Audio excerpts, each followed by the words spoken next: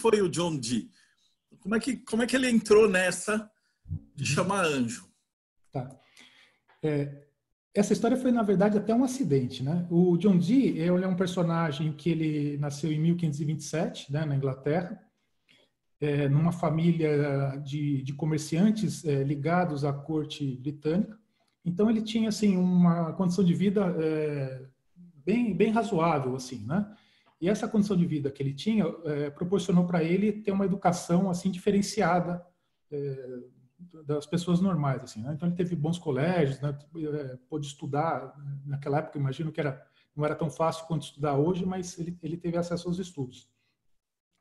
Além disso, o Dee, ele era um cara genial, assim. Ele não era aquele cara medíocre. Ele era um cara muito acima da média, né? Então ele se desenvolveu muito em várias áreas de conhecimento. Então o Dee era um especialista em línguas, ele era um especialista em matemática, especialista em navegação. Ele era astrólogo, ele era alquimista, ele era médico. Então, era aquele cara que tudo que ele pegava para estudar, ele se aprofundava e tinha muito conhecimento, né? E muito apaixonado por leitura e por livros, né? Tanto é que ele tem a fama de ter possuído uma das maiores bibliotecas privadas, né, particulares, na época dele, né?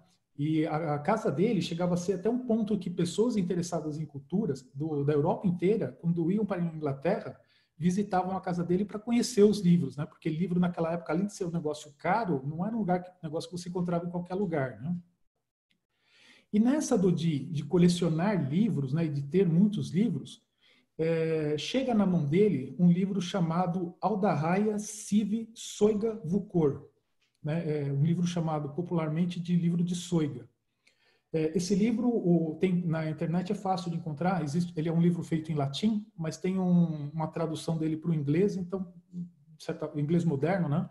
Então quem tiver interesse dá para pesquisar e achar.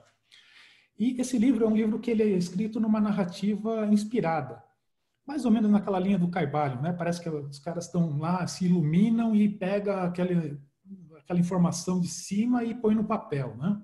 Então, você vai ler o livro de Soiga, no começo do livro é algo mais ou menos assim, né? No momento em que o mago estiver preparado, o livro de Soiga se apresentará para ele, né? Então, começa aquela linguagem assim, toda fantasiosa, né? E o Dee se encanta com aquele livro, né? Então, ele trata lá de uma gemátria em cima das letras do alfabeto latino, faz a associação das letras com planetas, com signos, e vai fazendo combinações de palavras, tentando fazer algumas referências assim.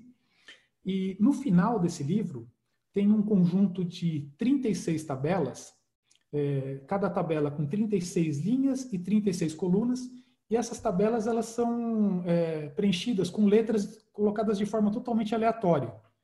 A tabela é ligada a um signo ou a um planeta, né, essas 36, só que o livro não explica como usar aquilo ali.